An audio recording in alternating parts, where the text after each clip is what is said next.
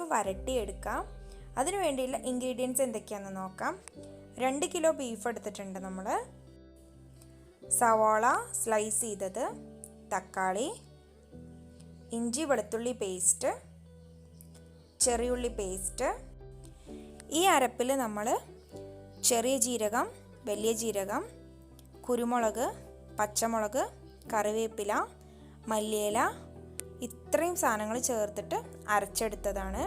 കറിവേപ്പില, മല്ലിയില, മല്ലിപ്പൊടി, മഞ്ഞൾപ്പൊടി, ഗരം മസാല, ഉലുവ, പെരുംജീരകം, വെളിച്ചെണ്ണ, ഉപ്പ്. ഇത്രയും സാധനങ്ങളാണ് ആവശ്യം. ഇനി നമ്മൾക്കിത് എങ്ങനെയാണ് ഉണ്ടാക്കുകയെന്ന് നോക്കാം. നമ്മൾ ആദ്യം ഒരു കുക്കറിലോട്ട് വെളിച്ചെണ്ണ ഒഴിച്ചു കൊടുക്കാം. ആദ്യം കുറച്ച് ഉലുവ ഇട്ട് കൊടുക്കാം. നമുക്ക് ഉലുവ ഒന്ന് മൂത്ത് വരുമ്പോൾ നമുക്ക് പെരുംജീരകം ഇട്ട് കൊടുക്കാം.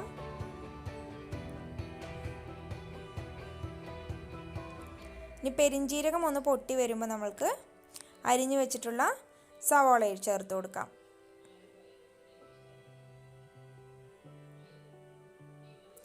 സവാള നന്നായിട്ട് വഴറ്റിയെടുക്കുക.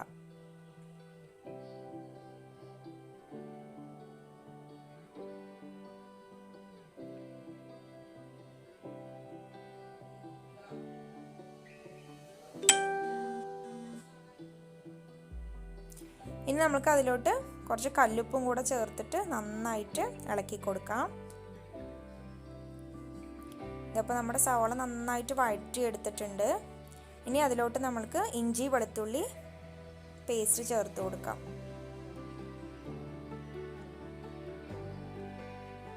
ഇനി ഇതിൻ്റെ പച്ചമണം മാറുന്നത് വരെ ഇത് നന്നായിട്ട് വഴറ്റി കൊടുക്കാം.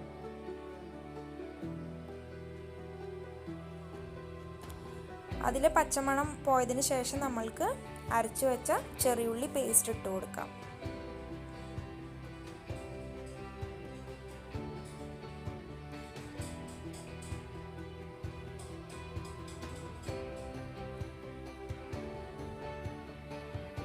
അതൊന്ന് ഇളക്കിയതിന് ശേഷം നമ്മൾക്ക് അതിലോട്ട് തക്കാളി ചേർത്ത് കൊടുക്കാം.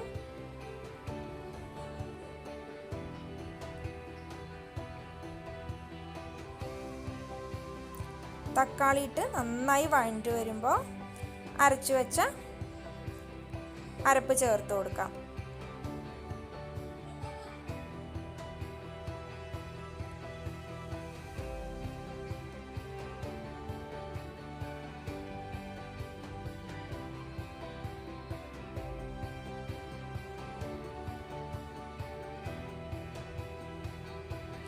ഇനി അത് നന്നായി വഴറ്റി വരുമ്പോൾ നമ്മൾക്ക് അതിലോട്ട് പൊടികളെല്ലാം ചേർത്ത് കൊടുക്കാം. ആദ്യം മഞ്ഞൾപ്പൊടി ഇട്ട് കൊടുത്തു. നമ്മൾ ഇതിലോട്ട് ഒട്ടും തന്നെ മുളക് പൊടി ചേർത്ത് കൊടുക്കുന്നില്ല. ഇനി അതിലേക്ക് മല്ലിപ്പൊടി ആവശ്യത്തിന് ഇട്ട് കൊടുക്കാം. ഇതിൽ കൂടുതലായിട്ട് ചേർത്തുന്നത് മല്ലിപ്പൊടിയാണ്.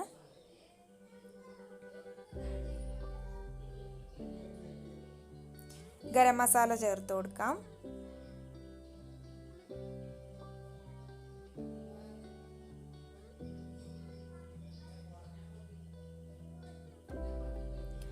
പൊടികൾ ചേർത്തുമ്പോൾ പ്രത്യേകം ശ്രദ്ധിക്കുക. ഗ്യാസ് നമ്മൾ ലോ ഫ്ലെയിമിലിട്ടിട്ട് വേണം പൊടികൾ ചേർത്ത് കൊടുക്കുക, അല്ലെങ്കിൽ പെട്ടെന്ന് അത് കരിയും. ഇനി അതൊന്ന് ഇളക്കിയതിന് ശേഷം നമ്മൾക്ക് ബീഫ് ഇട്ട് കൊടുക്കാം.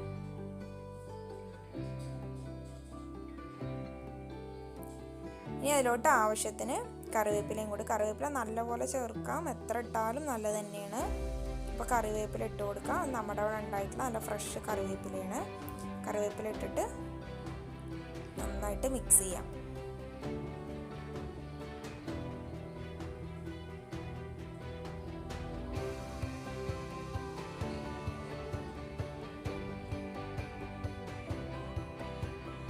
ഇപ്പോൾ നമ്മൾ നേരത്തെ സവാള വഴറ്റുമ്പോൾ കുറച്ച് ഇട്ട് കൊടുത്തതാണ്. പിന്നെ ഉപ്പൊക്കെ ആവശ്യത്തിന് നോക്കിയിട്ട് ഇട്ട് കൊടുക്കാം. പിന്നീട് ഉപ്പ് ചേർത്തത് ഞാൻ അതിൽ കാണിച്ചിട്ടില്ല, പക്ഷേ ഇടയ്ക്ക് ഞാൻ ഉപ്പ് ഇട്ട് കൊടുത്തിരുന്നു. അത് നമ്മുടെ ആവശ്യത്തിന് എത്രയെന്ന് വെച്ചാൽ ചേർത്ത് കൊടുക്കാം.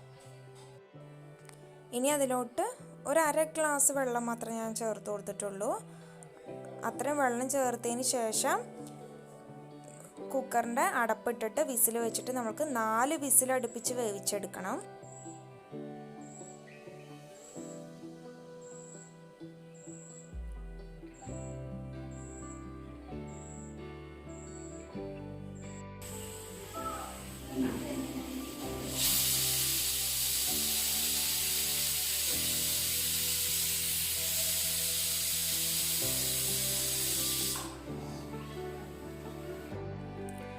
നാല് വിസിലിന് ശേഷം നമുക്ക് അതിൻ്റെ പ്രഷർ മുഴുവൻ കളഞ്ഞതിന് ശേഷം മാത്രം കുക്കറിൻ്റെ അടപ്പ് അഴിച്ചു മാറ്റാം.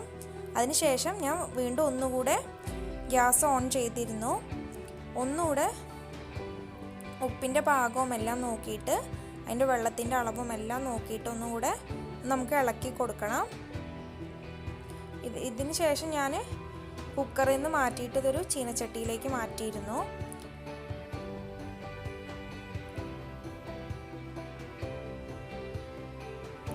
ഈ പാകത്തിന് ഗ്രേവി ആക്കിയിട്ടാണ് നമ്മൾ എടുക്കുന്നത്. ഒരുപാട് വെള്ളം വറ്റിച്ചെടുക്കുന്നില്ല, അത്രയ്ക്ക് അങ്ങോട്ട് വെള്ളം വറ്റിച്ച് വരട്ടിയല്ല എടുക്കുന്നത്.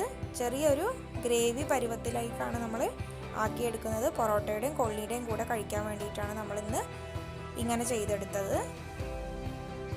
നിങ്ങൾക്ക് ആവശ്യമുള്ളത്ര ഗ്രേവി, നിങ്ങൾ ഗ്രേവീൻ്റെ പരുവാണെന്നുണ്ടെങ്കിൽ നിങ്ങൾ ഇത്രയും മാത്രം ചെയ്താൽ മതി.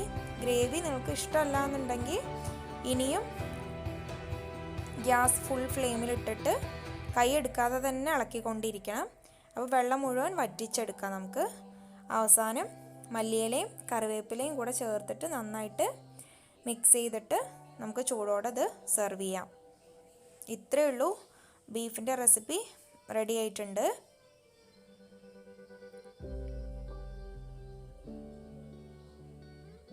ഇത് കപ്പയുടെ കൂടെയൊക്കെ നല്ലൊരു കോമ്പിനേഷനാണ്.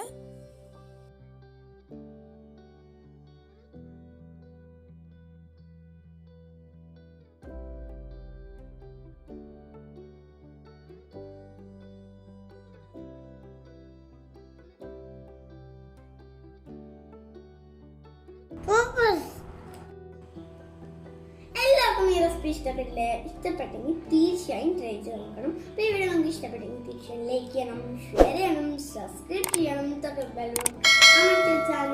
ബ്ലോഗുകൾ നിങ്ങളുടെ ഫോണിലേക്ക് നോട്ടിഫിക്കേഷൻ ആയിട്ട് വരുന്നതായിരിക്കും. അപ്പോൾ അടുത്തൊരു വീഡിയോ ആയിട്ട് ഞങ്ങൾ പിന്നെയും വരുന്നതായിരിക്കും.